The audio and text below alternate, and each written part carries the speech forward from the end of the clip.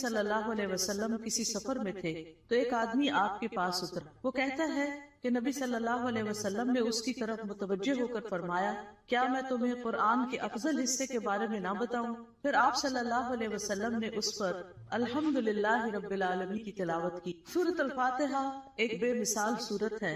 رسول اللہ صلی اللہ علیہ وسلم نے فرمایا اللہ عز و جل نے ام القرآن فاتحہ جیسی سورت نہ تو تورات میں نازل فرمائی اور نہ ہی انجیل میں، اور یہی سبا مثانی ہے. اور اللہ تعالیٰ فرماتے ہیں کہ یہی سورت میرے اور میرے بندے کے درمیان تقسیم شدہ ہے اور میرے بندے کو وہی ملے گا جو وہ مانگے. اعوذ باللہ من الشیطان الرجیم بسم اللہ الرحمن الرحیم. اللہ کے نام سے ابتدا جو بہت مہربان نہایت رحم آنے والا ہے. قرآن مجید کی جب ابتدا کی جاتی ہے، آغاز کیا جاتا ہے، تو سب سے پہلے تعوذ پڑھا جاتا ہے کہ میں اپنے آپ کو اللہ کی پناہ میں دیتی ہوں شیطان مردود سے بچنے. شیطان مردود کبھی بھی نہیں چاہتا کہ انسان سیدھے راستے کی طرف چلے، اور قرآن کا راستہ ہی سیدھا راستہ ہے. نبی صلی اللہ علیہ وسلم کا دیا ہوا راستہ ہی دراصل سیدھا راستہ ہے، لیکن شیطان کبھی بھی نہیں چاہتا کہ ہم اس قرآن سے ہدایت پائیں. اسی طرح جب ہم اعوذ باللہ پڑھتے ہیں تو اس کا ایک سی اعوذ بکلمات اللہ بھی ہے، یعنی ایک تو ہے اعوذ باللہ اور ایک ہے اعوذ بکلمات اللہ، کہ میں اللہ تعالیٰ کے سارے کلمات کے ساتھ اللہ کی پناہ میں اپنے آپ کو دیتی ہوں. کیونکہ آپ دیکھیے کہ اللہ سبحانہ وتعالیٰ کی مختلف مخلوقات ہیں، ان میں سے یعنی شیاطین تو بری مخلوق، لیکن اس کے ساتھ ساتھ فرشتے جو ہیں وہ اچھی مخلوق. تو انسان کو ایک طرف جہاں شیطان بہکاتا ہے تو وہاں دوسری طرف فرشتہ اس کے دل میں اچھا خیال بھی ڈالتا ہے، اور فرشتے جو ہیں وہ ہمارا دفاع بھی کرتے ہیں. تو اس لیے اللہ سبحانہ وتعالیٰ کی مدد کے ساتھ قرآن کا آغاز کرنا چاہیے. بسم اللہ الرحمن الرحیم سے اللہ کا نام لے کر جو کہ بہت مہربان نہایت رحم فرمانے والا ہے. الحمدللہ رب العالمین الرحمن الرحیم مالک یوم الدین ایاک نعبد و ایاک نستعین. سب تعریف اللہ تعالیٰ کے لیے ہے جو تمام جہانوں کا رب ہے، نہایت مہربان ہے، بار بار رحم فرمانے والا ہے، بدلے کے دن کا مالک ہے. ہم صرف تیری ہی عبادت کرتے ہیں اور صرف تجھ ہی سے مدد چاہتے ہیں. سورۃ الفاتحہ کی اہمیت کی ایک وجہ یہ بھی ہے کہ یہ سب سے زیادہ نفع مند دعا پر مشتمل ہے. ابن تیمیہ کہتے ہیں کہ جب میں نے غور کیا کہ سب سے نفع مند دعا کون سی ہے تو بس وہ اللہ کی رضا کے کاموں پر مدد مانگنے کی دعا ہے کہ اللہ اپنی پسند کے کاموں پر ہماری مدد فرما. پھر میں نے سورۃ فاتحہ کی اس آیت ایاک نعبد و ایاک نستعین میں اس دعا کو پا لیا، اور اس میں دراصل انسان اللہ کی عبادت کی بات کرتا ہے کہ اللہ میں تیرا بندہ ہوں، تیری عبادت کرتا ہوں، تیری عبادت کرنا چاہ رہا ہوں. اور جیسا کہ آئندہ رمضان آ رہا ہے تو اس میں ہم عام دنوں سے زیادہ انشاءاللہ اللہ تعالیٰ کی عبادت کریں گے. تو یہ عبادت جو ہے یہ اللہ سبحانہ وتعالیٰ کی محبت کا نام ہے. یعنی عبادت کے 3 ارکان ہوتے ہیں، جن میں سب سے پہلا رکن جو ہے کمال درجے کی محبت ہونا. والذین آمنوا اشد حبا للہ، وہ لوگ جو ایمان لائے اللہ کی محبت میں سب سے زیادہ ہوتے ہیں. دوسری بات یہ ہے کہ کامل درجے کی امید ہونا، وَيَرْجُونَ رَحْمَتَهُ، کہ وہ اس کی رحمت کی امید رکھتے ہیں. اور تیسرے اللہ تعالیٰ کا کامل خوف ہونا. یعنی یہ 3 چیزیں انسان کے اندر ہوں تو انسان عبادت گزار ہو. اللہ کی محبت، اللہ کا خوف اور اللہ سے امید بھی. اور اللہ تعالیٰ کے علاوہ کسی اور کی عبادت کرنا جائز نہیں، اور عبادت اللہ کا حق ہے. اور ایاک نستعین کا مطلب ہے کہ ہم تجھ سے مدد چاہتے ہیں. تو جب نبی صلی اللہ علیہ وسلم نے فرمایا کہ جب تم مانگو تو اللہ سے مانگو، اور جب تم مدد چاہو تو اللہ سے مدد چاہو، کیونکہ دراصل اللہ ہی ہر چیز پر قادر ہے اور وہی انسان کو مدد دے سکتا ہے. جہاں تک اللہ عز و جل کی مخلوق کے علاوہ صرف اللہ سے مدد طلب کرنا ہے تو یہ اس لیے کیونکہ بندہ اکیلا اپنے فائدوں کے حصول اور اپنے نقصانوں کو ہٹانے سے عاجز ہے. یعنی اگر میں چاہوں کہ میں اکیلی ہی اپنے فائدے حاصل کر لوں، یا جو بھی کوئی نقصان دہ چیز ہے یا تکلیف دہ چیز ہے اس سے چھٹکارا پا لوں، تو یہ میرے بس کی بات نہیں ہے. کیونکہ انسان کی دین کی مصلحتیں ہوں یا دنیا کی فائدے کی چیزیں ہوں، اللہ کے سوا اس کی مدد کوئی بھی نہیں کر سکتا. اور جس کی مدد اللہ کرے اسی کو مدد حاصل ہوتی ہے، اور جس کو اللہ چھوڑ دے اس کی پھر کوئی مدد کرنے والا نہیں ہوتا، وہ بے یار و مددگار ہو جاتا ہے. اسی لیے ہم کہتے ہیں لا حول ولا قوت الا باللہ، کوئی توفیق نہیں مل سکتی، کوئی قوت نہیں ہوتی مگر اللہ کے ساتھ. یعنی ہمارا حال بدل نہیں سکتا، حال سے بھی یعنی لا حول، حال کی کوئی تبدیلی نہیں ہو سکتی. ایک حال سے دوسرے حال میں ہم نہیں جا سکتے، اور ہمارے اندر کوئی قوت بھی نہیں ہے مگر یہ کہ اللہ ہی کی دی ہوئی قوت اور اللہ ہی کی دی ہوئی طاقت سے انسان کے حالات تبدیل ہو سکتے ہیں. یعنی ہماری زندگیوں میں کئی مسائل ہوتے ہیں، کبھی بچوں کے مسائل، کبھی رشتہ داروں کے مسائل، کبھی اور مالی مسائل، یعنی کئی طرح کی چیزیں انسان کو پریشان کرتی رہتی ہیں. لیکن انسان کی اس ساری حالت کو کوشش کے باوجود بھی بعض اوقات خود سے انسان یا دوسرے لوگ، ہمارے ماں باپ، ہمارے شوہر، ہمارے بچے مل کے اس کو نہیں کر سکتے. آپ نے دیکھا ہوگا جب انسان پریشان ہوتا ہے تو کبھی کسی کے پاس جاتا ہے، کسی سے دکھ بیان کرتا ہے، کسی سے مشورہ کرتا ہے، لیکن ساری باتیں کر کے چھوڑ دیتے ہیں، ہوتا ہوا تک. ایسے میں انسان کو ٹھیک ہے مشورہ کر لینا چاہیے، مدد لینی چاہیے، لیکن اللہ سبحانہ وتعالیٰ سے ہی اصل میں مدد لینی چاہیے اور خوب خوب دعائیں کرنی چاہیے. اور اگر یہ کلمہ بھی بار بار انسان پڑھتا رہنا، ایاک نعبد و ایاک نستعین، کہ صرف تیری ہم عبادت کرتے ہیں اور تجھ سے ہم مدد چاہتے ہیں، تو انشاءاللہ اللہ کی مدد آئے گی. بندہ کس کس کام میں اللہ کی مدد کا محتاج ہے؟ اپنے روزمرہ کے مسائل کے حل کے لیے تو محتاج ہے ہی، اپنی خوراک کے لیے ہے، اپنے لباس کے لیے ہے، اپنی رہائش کے لیے، اپنی سب چیزوں کے لیے تو ہے ہی. لیکن خاص طور پر اللہ کی عبادت کے لیے ہم سب سے زیادہ اس محتاج ہیں کہ ہم اس سے مدد مانگے.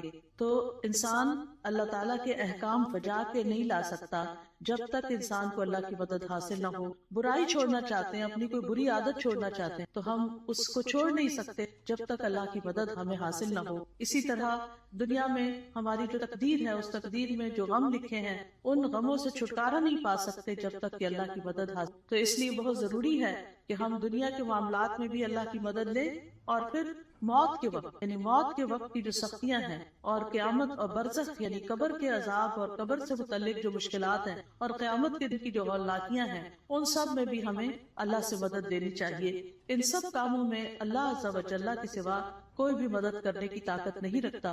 تو جو شخص اللہ کی مدد طلب کرنے کا حق ادا کرتا ہے تو اللہ تعالیٰ ان کاموں میں اس کی مدد بھی کرتا ہے. اہدنا الصراط المستقیم، تو ہمیں سیدھا راستہ دکھا، کیونکہ ہدایت سب سے بڑی ضرورت ہے جو انسان مانگتا ہے. یعنی مانگنے کی چیزیں تو بہت ہیں، لیکن سب سے اہم ترین چیز جو ہے وہ ہدایت ہے کہ اللہ تعالیٰ ہمیں ہدایت عطا فرمائے.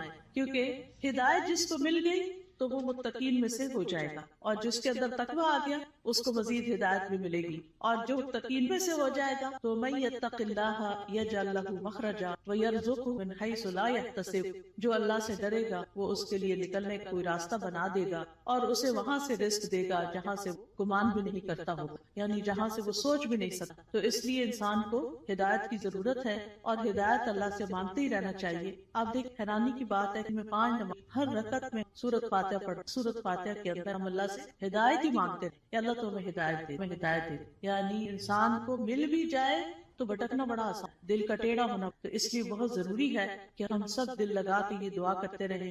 نبی صلی اللہ علیہ وسلم ایک اور دعا بھی کرتے تھے، اللہم اسألک الہدی والتقی والعفاف، کہ اے اللہ میں تجھ سے ہدایت، تقوی اور پاک دامنی اور دل کا غنا مانگتا ہوں. اسی طرح ایک اور دعا ہے، اللہم اہدنی وسددنی، اے اللہ تو مجھے ہدایت عطا فرما اور سیدھا رکھ، یعنی درست رکھ کہ ادھر ادھر نہ ہو جاؤں. اسی طرح نبی صلی اللہ علیہ وسلم تہجد کے وقت اللہ تعالیٰ سے سیدھے رستے کی ہدایت کی دعا مانگتے تھے، اور اپنی تہجد کی نماز شروع ہی اس دعا سے کرتے تھے، اللہم رب جبریل و میکائیل و اسرافیل فاطر السماوات والارض عالم الغیب والشہادت انت تحکم بین عبادک فیما کانوا یختلفون اللہم اہدنی لما اختلف فیہ الحق انک تہدی من تشاء الی صراط. اے اللہ جبریل، میکائیل اور اسرافیل کے رب، آسمانوں اور زمین کے پیدا کرنے والے، ہر غیب اور حاضر کو جاننے والے، تو اپنے بندوں میں ان چیزوں کا فیصلہ کرے گا جن میں وہ اختلاف کرتے ہیں. اے اللہ مجھے اس حق کی طرف رہنمائی دے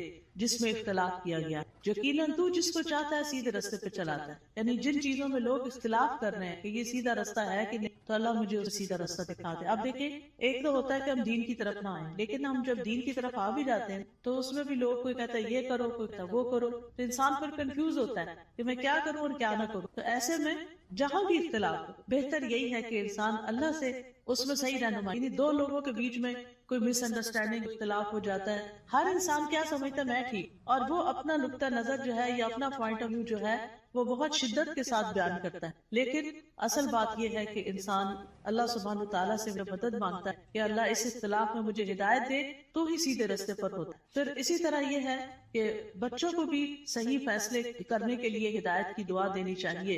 عبد الحمید بن سلمہ کہتے ہیں کہ ان کے والدین ان کے متعلق اپنا مقدمہ لے کر نبی صلی اللہ علیہ وسلم کی خدمت میں حاضر ہوئے۔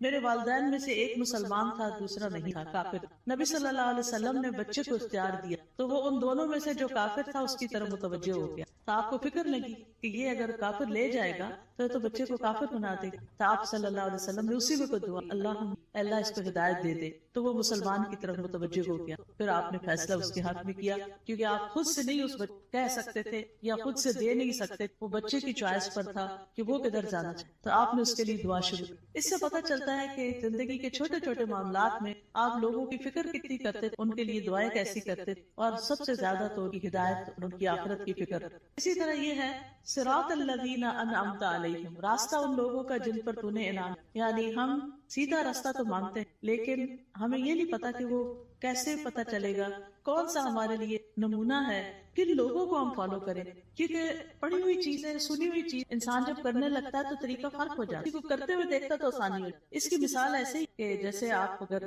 کسی سے ریسیپی پوچھتے ہیں کہ میں یہ فلاں چیز کیسے بناؤں، آپ نے دیکھا ہوگا جیسے آلو گوشت ہے مثال کے، تو ہر گھر کے بنانے کا طریقہ اور ہر ایک ٹائم بھی فرق لیتا، کوئی جلدی سے بنا کے رکھ دیتا ہے، کوئی آہستہ آہستہ، کوئی ایک طریقے سے، کوئی دوسرے طریقے۔ تو اب اگر آپ صرف ریسیپی پوچھیں گے تو ہو سکتا ہے کوئی چیز مس ہی کرتے ہو، تو جب آپ کسی کو بناتے ہوئے دیکھیں گے صرف ایک دفعہ دیکھنے کی ضرورت، آپ کو بہت آسان ہو جائے گا وہ کام۔ کوئی بھی چیز ہو جب آپ کسی کو کرتے ہوئے دیکھتے ہیں تو وہ آسان ہو جائے، زبانی ایکسپلین کر کر انسان کہیں نہ کہیں غلطی کر جاتا ہے، کچھ نہ کچھ مس کر جاتا ہے۔ اور آج ایک دن صراط پہ بات ہو رہی تھی تو اللہ نے ہمیں گھما کے آئے ہیں تو پتہ چلے کہ اگر ایک ٹرن بھی الٹا لے کہیں غلط فیصلہ تو کہیں سے کہیں پہنچ جائے، بالکل ہی یعنی قریب آنے کی بجائے اور دور نکل جاتے، صرف ایک ٹرن اگر غلط لے۔ تو اسی طرح زندگی میں ہم صحیح جا رہے ہوتے ہیں، کہیں کوئی بیچ میں آ کے ابھی کوئی غلط بات بتا دے تو پیچھے لگ جاتے ہیں، اصل راستے کو چھوڑ کے چل رہے، وہ کہیں سے کہیں پہنچ گئے تو وہ اللہ سے تو دور کر دیتے۔ تو اس لیے ہمیں یہ کہا گیا ہے کہ ان لوگوں کا راستہ مانگو جو ہدایت پر تھے، اور وہ انبیاء تھے، صدیق، شہداء تھے، صالحین، نیک لوگ تھے، صحابہ کرام تھے، تابعین تھے، تبع تابعین، جن کو آپ صلی اللہ علیہ وسلم نے خیر القرون میں سے قرار دی۔ تو کتنا ضروری ہے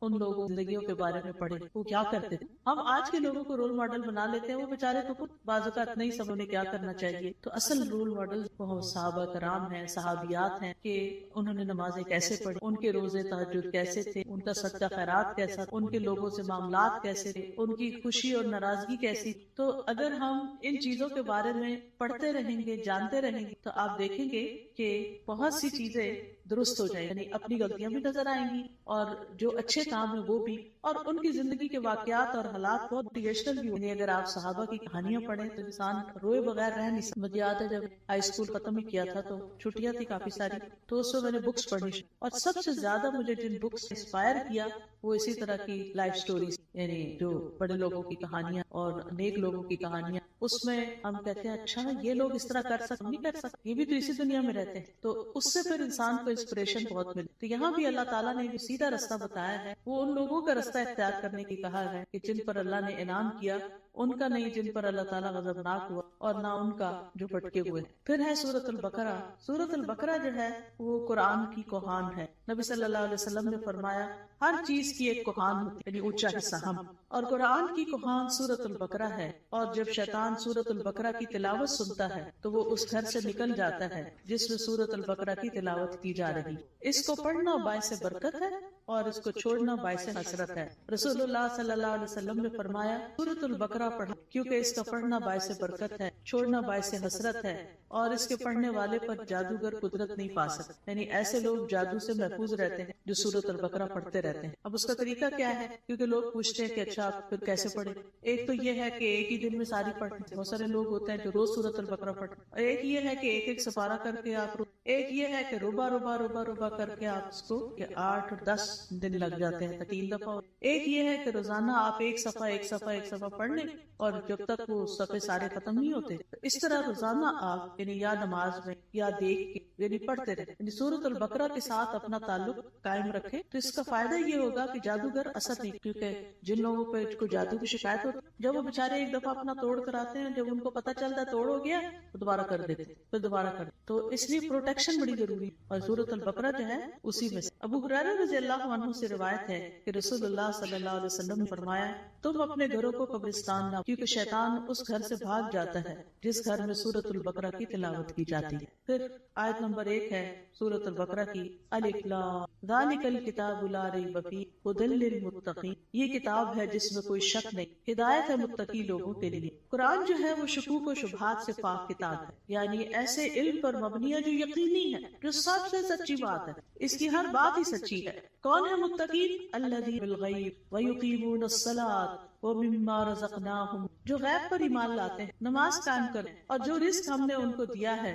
اس میں سے وہ خرچ کرتے ہیں. تو ایمان بالغیب جو ہے یہ دل سے تعلق رکھتا ہے. نماز قائم کرنا جسم کا حصہ ہے، اور مما رزقناہم ينفقون مال کا حصہ ہے، یعنی حقوق العباد کی ادائیگی. انسان اندر سے بھی اچھا ہو، انسان باہر سے بھی اللہ کی عبادت کرے، اور انسان اللہ کے بندوں اور اللہ کی مخلوق کے ساتھ بھی اچھا سلوک کرے. پھر فرمایا والذین یؤمنون بما انزل الیک وما انزل من قبلک وبالآخرۃ هم، اور وہ جو ایمان لاتے ہیں اس پر جو آپ پر نازل کیا گیا اور جو آپ سے پہلے نازل کیا گیا، اور وہ آخرت پر یقین رکھتے ہیں. یعنی متقی وہ لوگ ہوتے ہیں، اس کتاب سے ہدایت حاصل کرنے والے لوگ وہ ہوتے ہیں کہ جو اللہ کی طرف سے آئی ہوئی چیزوں پر ایمان رکھتے ہیں، اور جو چیزیں نبی صلی اللہ علیہ وسلم سے پہلے اتاری گئی تھی ان پر بھی ایمان رکھتے ہیں، اور وہ آخرت پر پکا یقین رکھتے ہیں. تو نبی صلی اللہ علیہ وسلم پر نازل شدہ وحی جو ہے اس پر ایمان لانا بھی ہے. قرآن مجید میں آتا ہے وَأَنزَلَ اللَّهُ عَلَيْكَ الْكِتَابَ وَالْحِكْمَةَ وَعَلَّمَكَ مَا لَمْ تَكُن تَعْلَمُ وَكَانَ فَضْلُ اللَّهِ عَلَيْكَ عَظِيمًا. اللہ نے آپ پر کتاب و حکمت نازل کی اور آپ کو وہ کچھ سکھایا جو آپ نہیں جانتے، اور یہ آپ پر اللہ کا بہت ہی بڑا فضل ہے کہ اللہ تعالیٰ نے آپ کو فائدے کی سب چیز سکھا دی. یاد رکھیے حدیث بھی قرآن کی طرح نازل، وما ينطق عن الهوى ان هو الا وحی یوحی، وہ اپنی خواہش نفس سے کچھ نہیں کہتے، وہ تو صرف وہی ہے جو نازل کی جاتی. حسان بن عطیہ کہتے ہیں جبریل علیہ السلام نبی صلی اللہ علیہ وسلم کے پاس سنت لے کر اترتے، جس طرح آپ کو قرآن سکھاتے اسی طرح سنت کی تعلیم. قرآن جو تھا وہ لکھا جاتا تھا، یعنی قرآن جو تھا آپ سنتے تھے اور پھر صحابہ کو لکھوا دیتے، جبکہ سنت جو ہے وہ چونکہ زیادہ تر پریکٹس کی چیز ہے، عمل کی چیز ہے، تو وہ آپ اس چیز پر عمل کر لیتے تھے. نبی صلی اللہ علیہ وسلم نے ہمیں بھی تلقین کہ ہم اس قرآن و سنت کو مضبوط رکھیں. رسول اللہ صلی اللہ علیہ وسلم فرمایا، میں تم میں 2 چیزیں چھوڑے جا رہا، تم ہرگز گمراہ نہیں جب تک ان دونوں کو مضبوط سے نہ تھام لو، ایک اللہ کی کتاب اور دوسرے اس کے نبی کی، وہ بالآخرت، اور آخرت پر وہ یقین رکھتے ہیں. یقین کا معنی جو ہے وہ ایسا ایمان ہے جس کی طرف شک دا، اتنا پکا کہ جیسے انسان اپنی آنکھوں سے کوئی چیز دیکھ رہا ہو تو اس پر یقین ہوتا ہے کہ میں کچھ نہیں دیکھ رہا، یہ حقیقت ہے. یقین جو ہے یہ علم کا سب سے اونچا درجہ، یعنی یہ نہیں کہا آخرت کا علم رکھتے ہیں، آخرت کو جانتے ہیں، نہیں، اس پر پکا یقین رکھتے ہیں، ایمان رکھتے ہیں. تو یقین کے فائدے کیا ہوتے ہیں؟ یقین کا فائدہ یہ ہوتا ہے کہ انسان کے لیے عمل آسان ہو جاتا ہے. انسان کو اللہ تعالیٰ سے یقین مانگنا چاہیے. ابو بکر رضی اللہ عنہ دعا میں یہ کلمات کہتے تھے، اللہم ہب لی ایمانا ومعافاتا نیتا، اے اللہ مجھے ایمان اور یقین اور عافیت اور اچھی نیت عطا. اولئک علی ھدی من واولئک هم المفلحون، یہی لوگ اپنے رب کی طرف سے ہدایت پر ہیں اور یہی لوگ دراصل فلاح پانے والے ہیں. اس کے بعد فرمایا، بے شک وہ لوگ جنہوں نے کفر کیا ان کے لیے برابر ہے کہ آپ انہیں ڈرائیں یا نہ ڈرائیں، وہ ایمان نہیں لائیں گے. اللہ نے ان کے دلوں اور ان کے کانوں پر مہر لگا دی اور ان کی آنکھوں پر پردہ ہے اور ان کے لیے بہت بڑا عذاب ہے. گناہ جب دل پہ پے در پے آتے ہیں تو دل کو بند کر دیتے، اور جب اسے بند کر دیتے ہیں تو اللہ کی طرف سے ٹھپا اور مہر لگ جاتی، پھر ایمان اندر نہیں داخل. اس لیے پھر انسان کا کفر سے چھٹکارا پانے کا کوئی رستہ نہیں رہ جاتا. ختم اللہ علی قلوبہم اور پھر کان بھی نہیں سنتے اور آنکھیں بھی نہیں دیکھتی، کہیں سے بھی عبرت نہیں ہوتی، انسان ایسے ہی جانوروں کی طرح زندگی گزار کر پھر اللہ کے پاس چلا جاتا ہے اور وہاں جا کر بہت بڑے عذاب کا سامنا۔ اس کے بعد ایک تیسرے گروہ کی بات کی گئی اور وہ ہے منافقوں کا گروہ۔ وَمِنَ النَّاسِ مَن يَقُولُ آمَنَّا بِاللَّهِ وَبِالْيَوْمِ الْآخِرِ وَمَا هُمْ، لوگوں میں سے کچھ ایسے بھی ہو جو کہتے ہیں ہم اللہ اور یوم آخرت پر ایمان لائے، حالانکہ وہ مومن نہیں، وہ اللہ کو دھوکہ دیتے ہیں اور ان لوگوں کو جو ایمان لائے، اور نہیں وہ دھوکہ دیتے مگر اپنے آپ ہی، اور وہ اس کا شعور نہیں۔ فی قلوبہم مرض فزادہم اللہ مرضا ولہم عذاب بما کانوا یکذبون، ان کے دلوں میں ایک بیماری ہے تو اللہ نے ان کی بیماری کو اور زیادہ کر دیا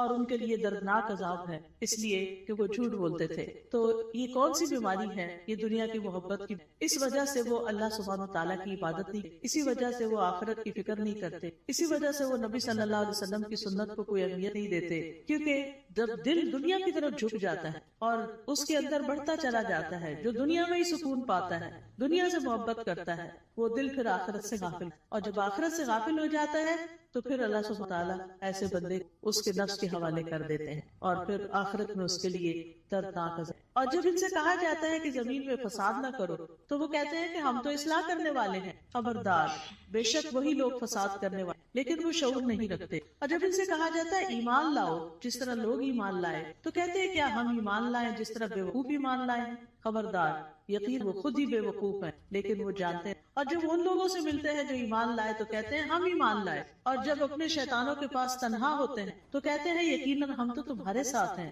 ہم تو صرف مذاق کرنے والے۔ یعنی ایسے لوگ ہر ایک سے بنا کے رکھنے کی فکر کرتے ہیں اور کسی کو اس لیے ناراض نہیں کرنا چاہتے کہ ان سے پھر کوئی دنیا کا نقصان نہ ہو جائے، لیکن حقیقت یہ ہے کہ یہ لوگ دین کا مذاق اڑاتے ہیں اور دین کے ساتھ نان سیریس رویہ اختیار کرتے ہیں، اس لیے اللہ یستہزئ بہم، جیسے یہ عمل کرتے ہیں ویسے ہی ان کی جزا ہے، اللہ بھی ان سے مذاق کرتا ہے اور انہیں ان کی سرکشی میں مہلت دیے جا رہا ہے تو وہ بھٹکتے پھرتے ہیں۔ یعنی اللہ سبحانہ تعالیٰ کا ان کے ساتھ استہزاء یہ ہے کہ وہ ان کے بدبختی کے اعمال اور خبیث حالات کو ان کے سامنے مزین کر دیتا ہے، یعنی انہیں اپنی برائیاں جو ہیں وہ اچھی لگنے لگتی ہیں، جیسے جھوٹ بولنا، دھوکہ دینا، کہنا یہ تو سمارٹنس ہے، دیکھو میں نے فلاں کو کیسے بیوقوف بنایا، اور پھر تنہائی میں بیٹھ کے اس پہ ہنستے ہیں۔ تو یہ چیزیں جو ہیں یہ انسان کے اپنے ہی لیے نقصان دہ ہوتی۔ اولئک الذین اشتروا الضلالۃ بالہدی فما ربحت تجارتهم وما كانوا مهتدین، یہی وہ لوگ ہیں جنہوں نے ہدایت کے بدلے گمراہی، تو نہ ان کی تجارت ہی فائدہ مند ہوئی اور نہ ہی وہ ہدایت پانے والے۔ ان کی مثال اس شخص کی طرح ہے جس نے آگ جلائی، تو جب آگ نے اس ماحول کو روشن کر دیا اللہ ان کا نور لے گیا اور انہیں اندھیروں میں چھوڑ دیا، وہ دیکھ نہیں پاتے، یعنی ان کے دل کا نور ختم ہو گیا ان کے اپنے اعمال کی وجہ سے۔ یعنی یہ ان لوگوں کے بارے میں بات کی گئی ہے کہ جو دعویٰ تو کرتے ہیں کہ ہم ایمان لائے اور اس سے دنیا میں کچھ نہ کچھ فائدہ اٹھاتے ہیں کہ وہ مسلمان ظاہر ہوتے ہیں تو مسلمانوں کو جو بینیفٹس ہوتے ہیں یہ ان کے شٹل میں آ جاتے ہیں، لیکن یہ ہے کہ دنیا میں تھوڑی سی روشنی ان کو مل گئی مگر آخرت میں تو سخت اندھیرا چھا جائے گا اور ان کو سخت عذاب پہنچے گا۔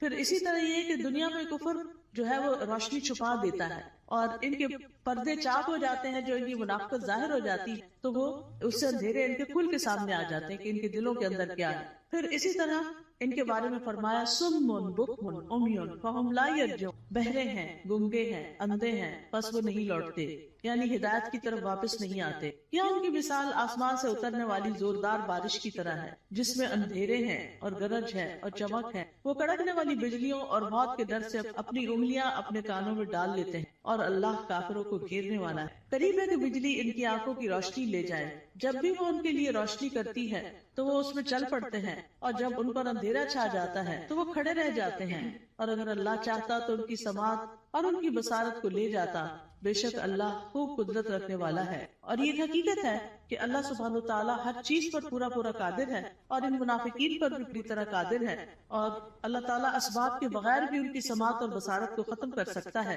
ہم سب کو اپنے لیے دعا کرنی چاہیے کہ اللہ تعالیٰ ہماری آنکھوں، کانوں، ہمارے دل کو سلامت رکھ کہ ہم اس سے ہدایت پاتے رہیں۔ سنن میں ایک دعا آئی ہے بڑی خوبصورت، وَمَتِّعْنَا بِأَسْمَاعِنَا وَأَبْصَارِنَا وَقُوَّاتِنَا أَبَدًا مَا أَحْيَيْتَنَا وَاجْعَلْهُ الْوَارِثَ مِنَّا، کہ اللہ ہمیں ہماری سماعت، ہماری بصارت، ہماری قوت سے فائدہ پہنچا اور اسے ہمارا وارث بنا دے۔ پھر اس کے بعد اگلا رکوع، یا ایھا الناس اعبدوا ربکم الذی خلقکم والذین من قبلکم لعلکم تتقون، اے لوگوں اپنے رب کی عبادت کرو الذی خلقکم جس نے تمہیں پیدا کیا اور ان لوگوں کو بھی جو تم سے پہلے تھے تاکہ تم بچ جاؤ یعنی برے عذاب سے بچ جاؤ. تو عبادت کی بات پہلے بھی ہو چکی ہے. ہمیں اللہ نے اپنی عبادت کے لیے پیدا کیا ہے اور عبادت میں انسان کو اللہ تعالیٰ سے شدید محبت بھی کرنی ہوتی اور اس سے ڈرنا بھی ہوتا ہے اور اس سے امید بھی رکھنی ہے. پھر فرمایا الذی جعل لکم الارض فراشا والسماء بناء وانزل من السماء ماء فاخرج به من الثمرات رزقا لکم فلا تجعلوا للہ اندادا وانتم تعلمون. وہ جس نے تمہارے لیے زمین کو فرش اور آسمان کو چھت بنا اور آسمان سے پانی نازل کیا اور اس پانی سے تمہارے لیے پھل بطور رزق پیدا کیے بس تم اللہ کے ساتھ کسی کو شریک نہ ٹھہراؤ حالانکہ تم جانتے ہو. اور اگر تمہیں اس قرآن میں شک ہے جو ہم نے اپنے بندے محمد پر نازل کیا صلی اللہ علیہ وسلم تو اسی طرح کی ایک صورت تم بھی بنا لو اور اللہ کے سوا اپنے گواہوں یعنی مددگاروں کو بھی بلا لو اگر تم سچے ہو. فَإِن لَمْ تَفْعَلُوا وَلَن تَفْعَلُوا فَاتَّقُوا النَّارَ الَّتِي وَقُودُهَا النَّاسُ وَالْحِجَارَةُ أُعِدَّتْ لِلْكَافِرِينَ. پھر اگر تم نے ایسا نہ کیا اور تم ہرگز نہ کر سکو گے تو بچو اس آگ سے جس کا ایندھن انسان اور پتھر ہے جو کافروں کے لیے تیار کی گئی ہے اور خوشخبری دے دیجئے ان لوگوں کو جو ایمان لائے اور انہوں نے نیک عمل. تو خوشخبریاں کس کے لیے ہیں؟ گڈ نیوز کس کے لیے ہیں؟ جو ایمان لا کر اچھے کام کرتا ہو کہ ان کے لیے ایسے باغات ہیں نیچے نہریں بہتی جب انہیں ان باغوں میں سے کسی قسم کا پھل کھانے کو دیا جائے گا تو وہ کہیں گے یہ تو وہی ہے جو اس سے پہلے بھی ہم دیے گئے اور انہیں اس سے ملتے جلتے پھل دیے جائیں گے. وہاں ان کے لیے پاک صاف بیویاں ہوں گی اور وہ ان باغات میں ہمیشہ رہنے والے ہیں ہمیشہ کے لیے. یہ کتنی بہترین جزا ہے جو نیک عمل کرنے والوں. معاذ بن جبل رضی اللہ عنہ کہتے ہیں کہ نیک عمل وہ ہوتا ہے جس میں 4 چیز. نمبر 1 علم کے ساتھ ہو کیا. نمبر 2 اچھی نیت ہو کرنے کی نیت بھی اچھی ہونی. نمبر 3 صبر کے ساتھ کرنا چاہیے اور نمبر 4 اخلاص کے ساتھ کرنا. تو جس عمل میں یہ سب چیزیں ہوں صبر بھی ہو نیت اچھی ہو عمل انسان کا جو ہے وہ علم کے مطابق ہو تو وہی شخص جو ہے وہ نیک ہے. وَأُتُوا بِهِ مُتَشَابِهًا اور وہ جنت میں ملتے جلتے پھل دیے جائیں گے یعنی جنت کے پھل اگرچہ ایک دوسرے سے ملتے جلتے ہوں گے لیکن ان کا ذائقہ بڑا مختلف ہو. جیسے آم ہے تو آموں سے بظاہر دیکھنے ورائٹی کی انتہا ہے نا. آپ نے نوٹ کیا ہوگا مثلاً آپ بعض اوقات 2 اورنجز کھاتے کیا دونوں کا ذائقہ ایک ہو اور اگر کس میں فرق ہو تو ان کی خوشبو ان کا رنگ ایون کلر کسی کا ریڈ ہوتا ہے کسی کا یلو کسی کا برائٹ یلو کسی کا اورنجش ہوتا ہے ان کی خوشبو ان کی مٹھاس. اب وہ جنت میں ان کے سامنے پھل پڑے ہوئے ہیں دیکھنے میں ایک جیسے لگ رہے ہیں ایک کھائیں گے اور مزہ ایک کھائیں گے اور مزہ ایک کھائیں گے اور مزہ کیونکہ اگر 2 پھل ایک جیسے بھی کھائیں گے تو وہ بور ہو جاتا ہے نا انسان. دیکھیں وہ یہ اور یہ میں نے کھائے ہوئے ہیں لیکن اتنی ورائٹی ہے جنت میں اتنی ورائٹی انسان کا دل بھرے گا ہی نہیں کسی. دیکھیں ہمیں ہر نئی چیز اچھی لگتی ہے ہم ہر نئے آئیڈیا سے ہر نئی یونیک چیز سے انسپائر ہوتے ہیں. جنت میں تو ہر وقت ہر چیز نئی نئی نئی یعنی نہ پرانی چیز نہ وہ ریپیٹیشن ہوگی نہ وہ بوریت ہوگی نہ وہ دل بھرے گا. فیشن کیا ہے ایک نیا آئیڈیا ہی ہوتا ہے نا. حالانکہ بعض اوقات بڑی تکلیف بھی ہوتی لیکن وہ نیا ہوتا ہے تو لوگوں کو اٹریکٹ یونیک ان یوزول. تو وہ اتو بھی متشابہ دیکھنے میں متشابہ لیکن کھانے میں ان کا مزہ. جیسے ایک حدیث میں بھی آتا ہے کہ جنت میں جو ببول کا درخت ہو کانٹے ہوں گے اس میں سے ایک کانٹے کے 70,000 قسم کے پھل ہوں یعنی اس کے اندر وہ رنگ ہوں گے اور اس کے ڈفرنٹ چیزیں ہوں گی اور وہ جب ایک ایک چیز نکالتا جائے گا انسان تو different colour different taste different explore ہی کرتا جائے گا ایکسپلور ہی کرتا خالی رہنا موت نہیں ہے جنت میں موت نہیں جہنم میں بھی موت. اس لیے انسان کو جنت کا شوق لگ رہا ہے اور اس کے لیے کوشش کرنی اس کے لیے تڑپنا چاہیے اس کے لیے ہر وہ کام کر لینا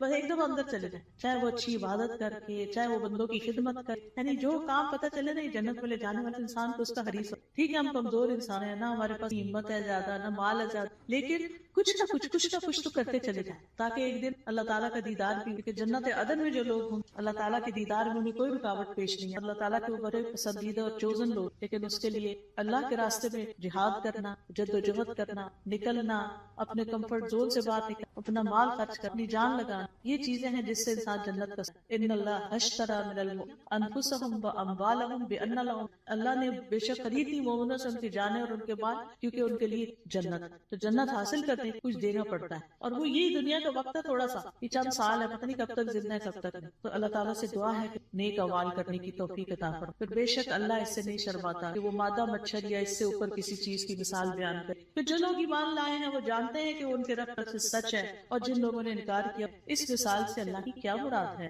اللہ اس سے اکثر لوگوں کو گمراہ کرتا ہے اور اسی سے بہت سے لوگوں کو ہدایت بخشتا ہے، اور اس مثال سے گمراہ کرتا بھی ہے تو صرف فاسق، یعنی اللہ تعالیٰ جن لوگوں کو گمراہ کرتا ہے اس لیے نہیں کرتا کہ اللہ چاہتا ہے گمراہ ہو جائے، اصل میں ان کے اندر ایسی کوئی علت ہوتی ہے کہ جو اس بات کا سبب بن جاتی ہے کہ اللہ تعالیٰ پھر اس کو ہدایت کی بجائے الٹے راستے پہ چلا دیتا ہے، جیسے سورۃ الصف میں آتا ہے فَلَمَّا زَاغُوا أَزَاغَ اللَّهُ وَاللَّهُ لَا يَهْدِي الْقَوْمَ الْفَاسِقِينَ۔ پھر جب وہ ٹیڑھے ہو گئے تو اللہ نے ان کے انسان سیدھا راستہ چھوڑ کے ٹیڑھے پہ جاتا ہے تو پھر اللہ تعالیٰ اس کو اسی کے حوالے کر دیتا ہے، اور اللہ نافرمان لوگوں کو ہدایت نہیں۔ تو جو لوگ رب کے حکم کو مان جاتے ہیں ان کو ہدایت کی تعلیم مل جاتی ہے اور وہ سیدھے راستے پہ چل پڑتے ہیں۔ اور پھر فاسق کون ہوتے ہیں؟ جو اللہ کے عہد کو اس کے مضبوط ماننے کے بعد تو جس چیز کا اللہ نے جوڑنے کا حکم ہے اس کو کاٹ ڈالتے ہیں، یعنی رشتہ داروں سے کاٹ لیتے اور زمین میں فساد کرتے ہیں۔ یہی لوگ دراصل نقصان اٹھانے۔ تم اللہ کا انکار کیسے کر سکتے حالانکہ تم مردہ تھے، پھر اس نے تمہیں زندگی بخشی، پھر وہی تمہیں موت دے گا، پھر وہی تمہیں زندہ کرے گا، پھر اسی کی طرف تم لوٹائے جاؤ۔